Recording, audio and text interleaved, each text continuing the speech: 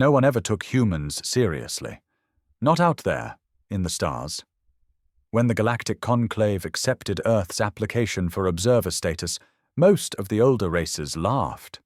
They saw humanity as noisy, primitive, and, worst of all, unremarkable. Sure, Earth had advanced quickly once they cracked fusion, but so had 100 other civilizations. And when humans sent a delegation to the Conclave's central station, orbiting the gas giant Valkyries, they came in beat-up freighters and jury-rigged warships from their asteroid belt patrol days. Rusted metal, exposed pipes, paint scorched from plasma burns. A fleet that looked like it barely survived its own takeoff. They're a scrapyard pretending to be a fleet. Some reptilian diplomat joked in the hall. The laughter had echoed through the domed chambers of the conclave. But no one was laughing now. The humans had arrived again. This time, not as observers. This time, they came to respond to a threat the conclave couldn't handle. The Vcari swarm. A hive-minded species with ships that moved like living shadows and tore through plasma shields like paper. Dozens of worlds had already fallen. The swarm never negotiated, never responded to logic or mercy. The conclave begged for help. They pleaded to any species capable of resistance, and the humans answered. No one believed they'd show up in force. Hell, no one believed they even had a force. But the transmission came in clear. One single sentence from the Terran Republic. "We're bringing the fleet." Again came the laughter. Until today. Because today, humans entered the Valkyries sector. Hundreds of ships, no two alike. Some looked like old mining barges with armor welded on. Others had irregular shapes, massive coil guns strapped to their hulls, or retrofitted engines that spat blue fire like dragons. Their hulls were scarred, patched, worn down by time and battle, but they moved in perfect silence. Formation after formation falling into place with ruthless precision. No wasted motion. Just rusted monsters of metal gliding towards the staging point like ghosts from another war. "They're operational," someone muttered in the conclave's chamber. "More than that," said the Tulvani strategist, her fronds trembling. "They're coordinated." It was Admiral Daria Mbeki who first spoke from the flagship Tyrant's Mercy. Her face appeared on every screen across the station. Dark-skinned, graying at the temples, her eyes cold as lunar steel. "You called for help," she said. "We're here to end this, but we don't fight for your gratitude. We fight because you're not ready." Silence. Then a conclave leader, a tall crystalline being from the Voux Imperium, asked, "What makes you think your ships can stop the swarm? You don't even use shielding." Daria didn't blink. "Because we've fought them before you ever knew they existed." Gasps filled the chamber. The humans hadn't just shown up with a junkyard fleet. They had history, hidden wars, old enemies, scars that went deeper than paint. And now they brought their deadliest weapons with them. Not plasma, not quantum disruptors, but rage, memory, and something far older. Human stubbornness. The ships didn't look like much, but no one watching that day forgot the eerie calm of their arrival, like predators too tired to show their teeth, because they knew the kill was already theirs. That was the day the laughter died. The fleet held position for exactly 13 minutes before the first human transmission crackled across the sector's emergency frequency. No encryption, no flare, just 5 calm words. "We are ready to deploy." Inside the Conclave War Council chamber, panic had already taken root. The swarm wasn't days away anymore. They were hours, 5, maybe 6, if they were lucky. No species had ever stopped the swarm mid-charge. The Conclave's own fleets had tried everything: plasma lancers, psychic disruptors, dark matter bursts. All of it either failed or made things worse. And now All they had left was a rusting human fleet no one even considered a true military force. "Deploy to where?" asked the Fraxian ambassador, his voice cracking with disbelief. "There is no defensive line left." Admiral Mbecky's voice returned, this time carrying more weight. "To the edge. Right where they'll hit us first. We'll hold the wall."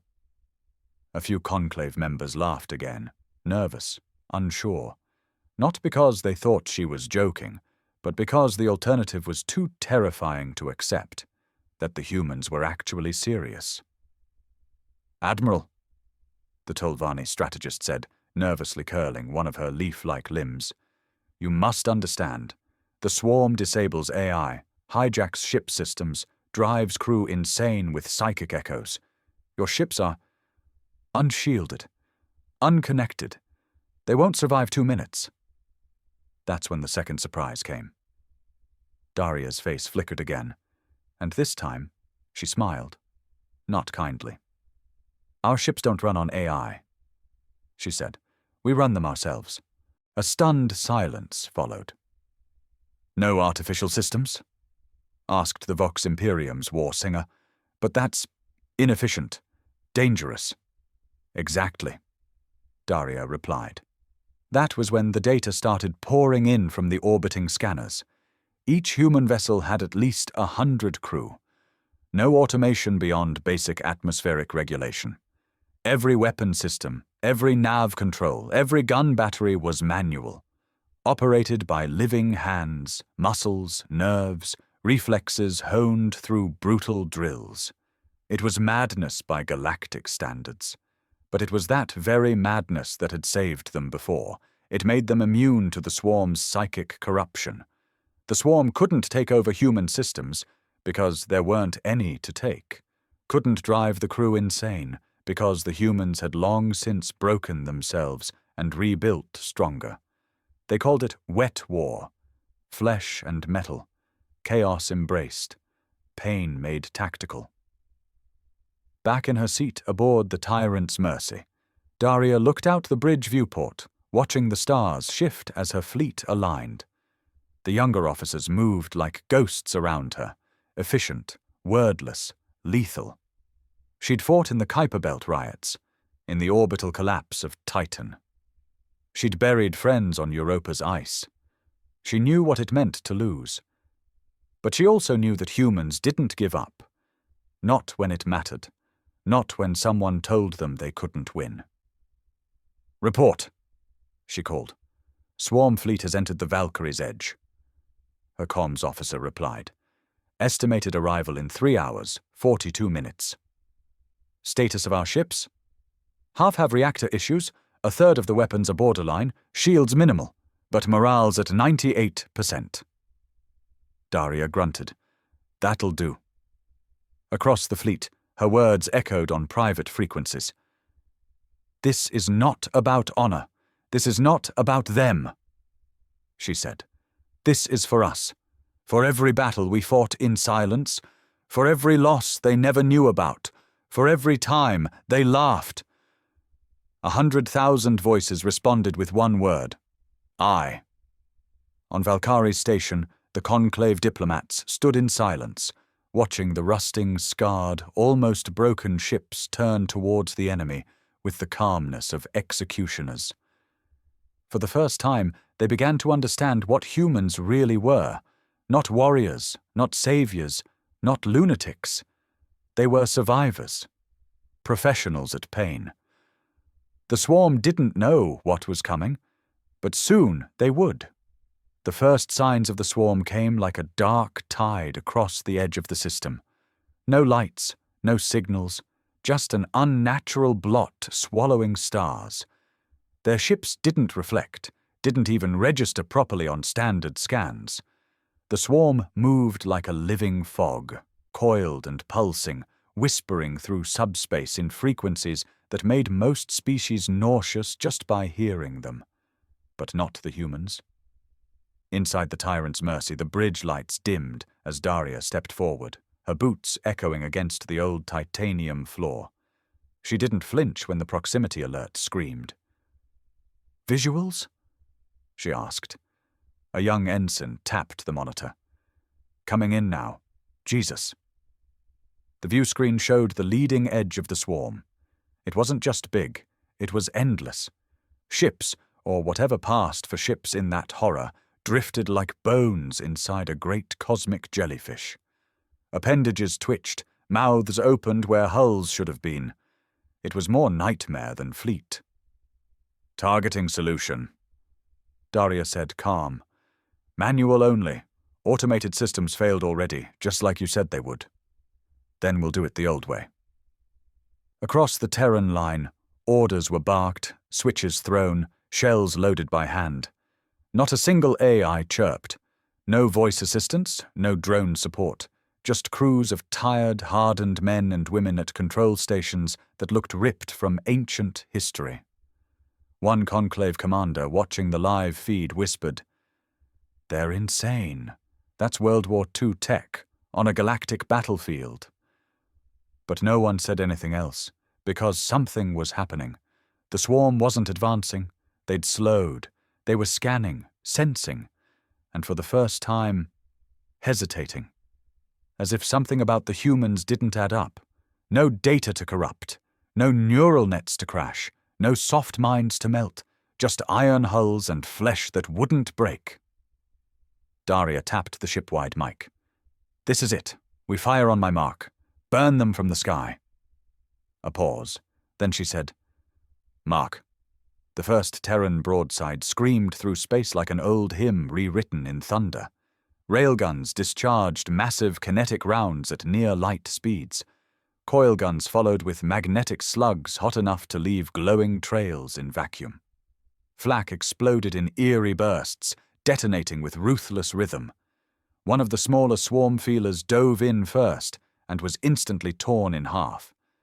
Its remains drifted for a moment, writhing like an animal still confused why it was dying. Then it went still. Cheers erupted on some ships. But not all. Most crews didn't even smile. This wasn't victory. It was just beginning. More swarm vessels came forward. Cautious now, weaving strangely. They'd never needed strategy before. They always overwhelmed by fear, by disruption. But these humans were silent, calm, predictable in their brutality. They had no fear, only fury. The second wave clashed hard, and ships started dying. A human destroyer, the Cradle of Dust, took a blow straight through its midsection. The explosion vented a third of the crew instantly, but the remaining half stayed at their stations. The engines still burned. The guns kept firing. On the Conclave station, watchers flinched. "Why aren't they retreating?" someone asked. "Why don't they fall back?" "Because," said the Tulvani strategist, her voice hollow now. "They don't have a word for that." 2 more swarm vessels went down, massive creatures of carapace and madness, turned into flaming debris by a pair of frigates with patched-up coil guns and ammo from scrap yards. Daria watched it all in silence. Her fleet was bleeding, yes, but not breaking. "Open the blackout channels," she said suddenly. "Ma'am?" Her comms officer blinked. "You mean the old Terran distress lines?" "Yes." Seconds later, ancient subspace channels long abandoned by the galaxy flared to life. Crackling, staticky voices came through, some in Russian, others in Hindi, Arabic, Cantonese, Portuguese. The old tongues of Earth, the pirate codes, the fringe colonies, and with them came voices. "This is the Rogue Saint reporting in. Old Glory is online, rearming coil guns now. Sierra Shade, we heard the call. Engines are dirty, but she flies." Ships that weren't part of the fleet. Forgotten outlaws, lost colonies, smugglers, mercenaries, humanity's ghosts rising. They didn't need orders. They didn't need gratitude. They just needed a reason. And today, that reason had a name. Vengeance. The outer rings of the swarm buckled first. They weren't used to resistance that fought dirty. The core fleets of the Conclave, in all their clean, symmetrical glory, had always tried to reason, to repel, to defend. Shields, beams, strategized formation patterns. But humanity didn't care about grace or symmetry. They punched, tore, and scraped. They fired low-yield nukes just to blind swarm optics. They overloaded their own reactors to detonate on impact. They used heat, friction, magnetism. Things the swarm didn't even consider threats. And it worked. A monstrous swarm capital vessel, something the size of a small moon, bristling with tendrils and pulsing bioenergy, took direct hits from 3 reactivated Earth freighters. Ships with no names, just numbers painted in blood red across their hulls. The swarm fired psychic bursts meant to rip apart sentient minds. But the freighters didn't even blink. Their crews had already gone half-mad years ago in the Kuiper wastes. They were immune, or maybe just numb. They got in close, too close, then lit off their fusion cores. The explosion turned a chunk of the swarm's main arm into burning slag. No survivors from the freighters. They knew that going in. They never planned to come back. Back on Tyrant's mercy, Admiral Daria Mbeki stood without speaking as red markers danced across her fleet map. More ships lost, more names erased. But every death bought them time, bought them chaos, and the chaos made room for something else. Something old, human unpredictability. A ragged corvette, the Blind Pig, twisted sideways through a tight swarm formation, dropped 3 EMP barrels. Yes, barrels, like actual physical drums, and spun away before detonating them. The result sent shockwaves through the psychic linkages of the swarm, disrupting their coordination for 6 precious minutes. In those 6 minutes, humanity didn't regroup. They didn't fall back. They surged, like animals smelling blood. Fighters launched from repurposed mining barges, hulls barely spaceworthy, pilots half-trained. But it didn't matter. They struck like hornets, drilled holes, jammed systems, crashed straight into biopods and brain cores, setting off grenades inside. The swarm, for the first time, began to retreat. Not a lot, not far, but back. Inside the Conclave's war chamber, the shift caused panic. "They're turning," gasped the Vok's emissary. "They're regrouping," the Tulvani strategist corrected. "They've never had to before. They're trying to learn, to adapt." "And the humans?" someone asked, voice barely above a whisper. The Tulvani stared at the feed, at the flaming wreckage, at the burning resolve behind every Terran vessel. They won't give them the chance. Indeed, the humans didn't stop. Tyrant's mercy pushed forward with 24 battered cruisers, ships missing panels, ships whose crews hadn't eaten in 36 hours, ships whose engines sputtered with radioactive leaks, but they advanced anyway, because they'd come for war, not survival. Daria's voice came through the fleet channel again, rough now, but clear. "We're not holding the wall anymore," she said. "We are the wall." Somewhere far below the battle, on Vcari's station, a human mechanic named Jules, no rank, no uniform, just a man fixing broken systems, stood in the command bay watching the live feed. He laughed once, quietly, bitterly. "Now they get it," he said. "Now they see what we are." "What are you?" asked a frightened young alien diplomat nearby. Jules didn't look away from the screen. "Wreckage, fire, spite held together by duct tape and vengeance." He cracked his knuckles. "And if that's not enough to win, we'll find something nastier." The swarm adapted faster than anyone expected. Just as the humans began punching deeper into their writhing lines, the enemy stopped pulling back. They stopped flinching. They started learning. A change rippled through the swarm, more than a retreat, less than a full-on counter-strike. Their outer shells hardened. Their energy pulses tightened. The chaotic, insect-like motion that had defined them turned suddenly deliberate, cohesive. They had seen the human tricks. And now they were adjusting.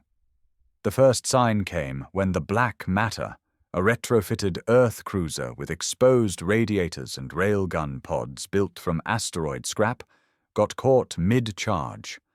A swarm tendril, previously slow and twitchy, lashed forward with laser precision, slicing the hull from bridge to thruster. It had never moved like that before.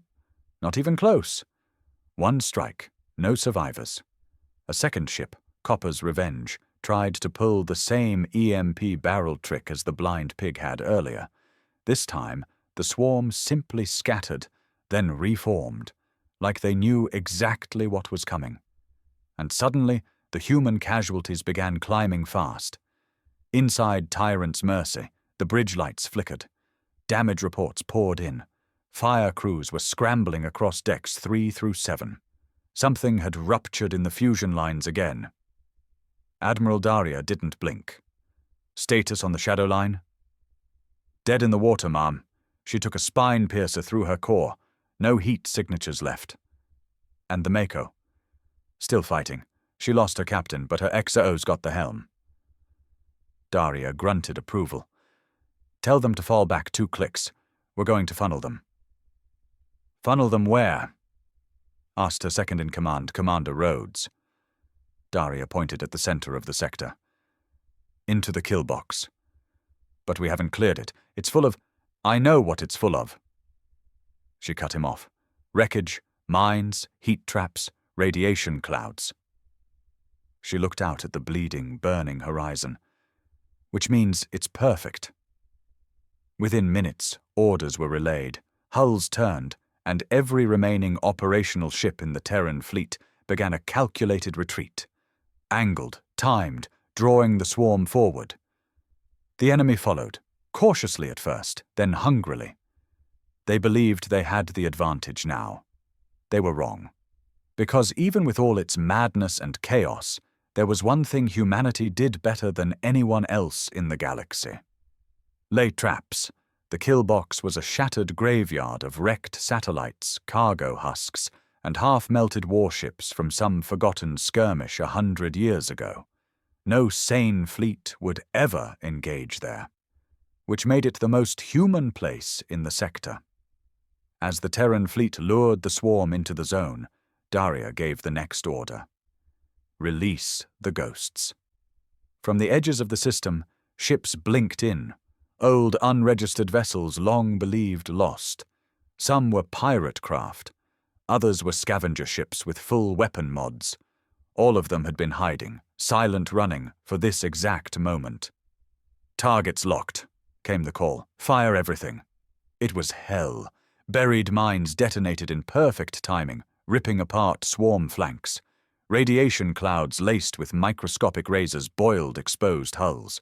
Ion bombs disrupted the swarm's new coordination efforts. The skies lit up with sudden, precise fury. The trap didn't win the war, but it stopped the bleeding. It gave them room to breathe, to fight. Still, the cost was brutal. Daria sat back in her command chair as the adrenaline wore off. Her ribs ached. She hadn't slept in over 30 hours. Her fleet was down to half strength. Ammunition was critically low. The swarm was still enormous, still adapting. And they'd now seen human strategy. But despite it all, they hadn't broken through. Not yet. Rhodes leaned toward her, voice hoarse. We can't take another wave like that. Daria looked at the fleet map. So many red marks. Too many. You're right, she said. He blinked. Wait, you agree? She smiled faintly. We can't take another wave. Then her eyes narrowed. So we make sure there isn't one. And just like that, the plan changed. No more defense, no more walls. Humanity was going to hit the heart. They called it the nest. No one had ever seen it, and lived. Not fully. Not close. Swarm structures weren't made. They grew, and this one was massive. A living fortress curled deep within a derelict system of collapsing stars and acidic nebulae. Hidden behind layers of gravitational distortion, it pulsed like a heart, sending out wave after wave of death across the galaxy. It was where the swarm was born, And now it was where the humans were going. Daria stood at the center of Tyrant's Mercy's strategy deck, staring at the crude visual render of the nest.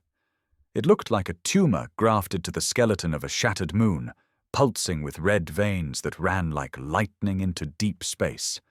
Every conclave strategist had said the same thing for years. It's suicide, untouchable. You strike the nest, you die before you get near it.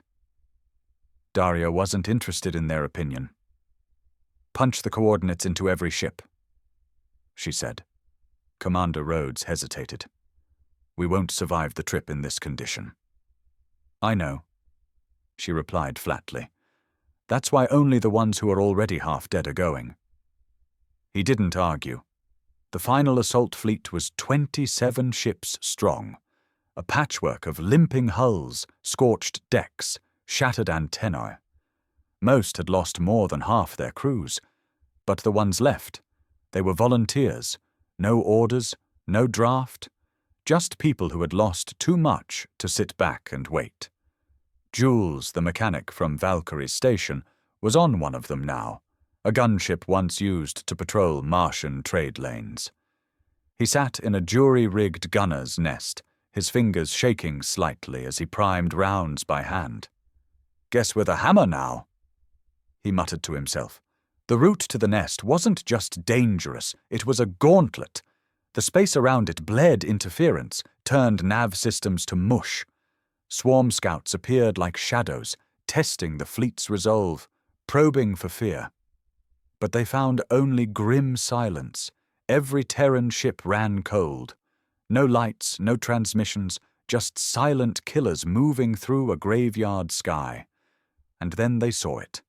The nest, a structure the size of a small planet, twisted, alive. Dozens of limbs drifted around it like parasites. Central nodes pulsed with energy. Inside, they could see the cores, pulsing like organs, throbbing with the rhythm of a hive that had never known defeat. Until now.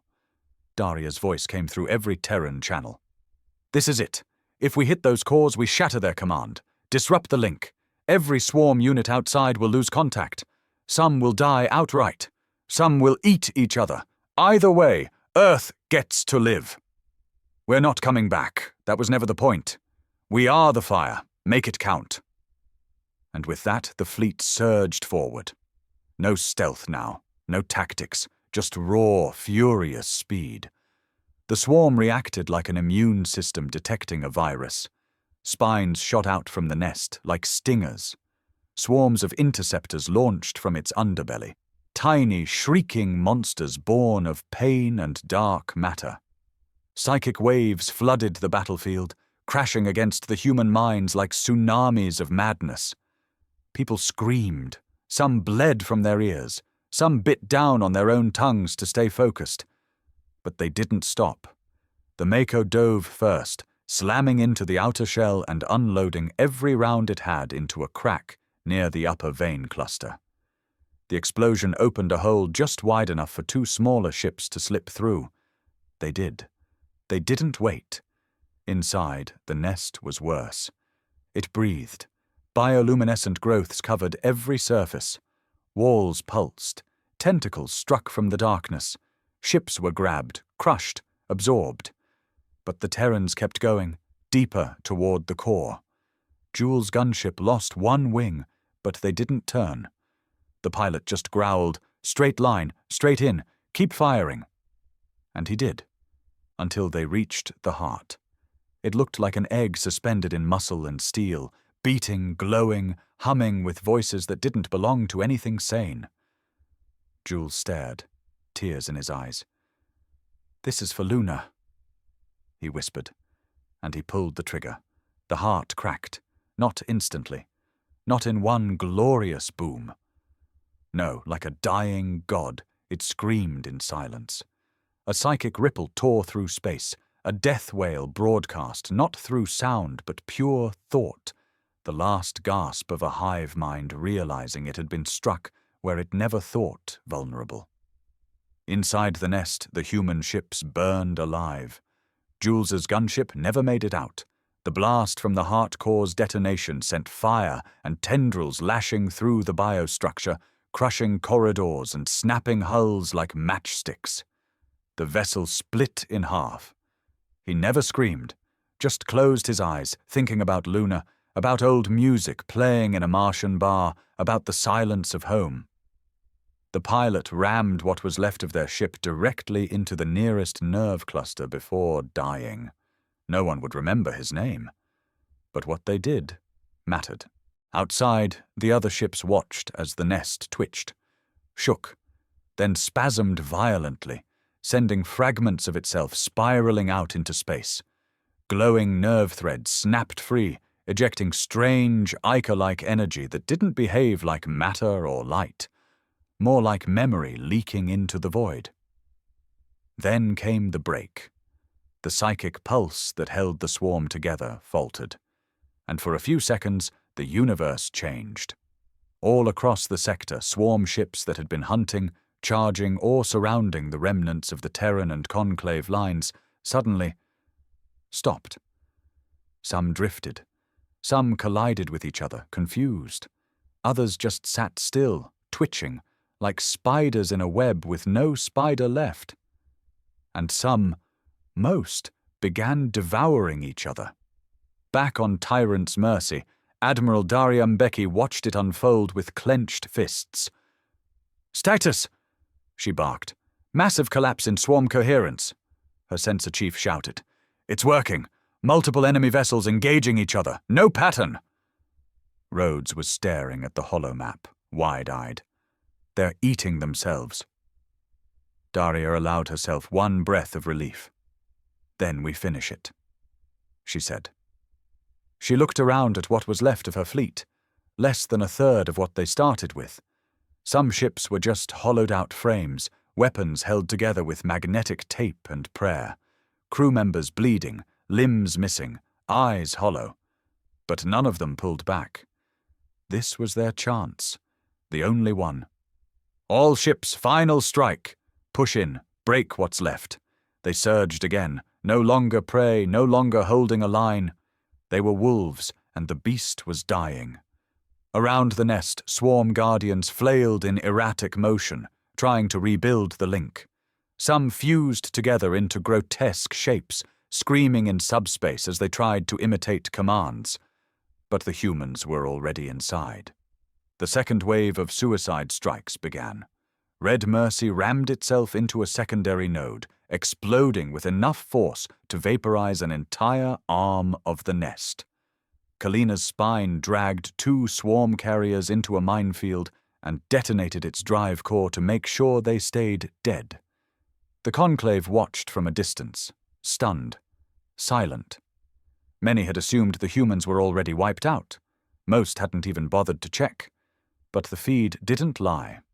There was Daria's face again, blood trailing down her cheek, eyes lit with rage. "To any Conclave ship still watching," she said, "this is how we win. Not with diplomacy, not with elegance, but with broken teeth and fire. We don't ask you to follow, just remember who stood when you didn't." And then she cut the transmission. In the command chamber of the Conclave, a Vox general whispered, "She just declared humanity as the dominant species." "No," the Tulvani strategist replied. "She didn't need to." Inside the nest, the last human strike ships tore through the exposed remains of the hive's primary data spine, an organic structure grown from assimilated brains, each one whispering the swarm's collected knowledge. And then they burned it. It didn't explode like a reactor. It unraveled. Across space, swarm ships froze in place. Dead. The war wasn't over, but the tide had turned, and the galaxy would never forget the day the rusting fleet arrived and lit the stars on fire. The stars were quiet now, not peaceful, never peaceful, but quiet, the kind of silence that follows a scream too loud for sound.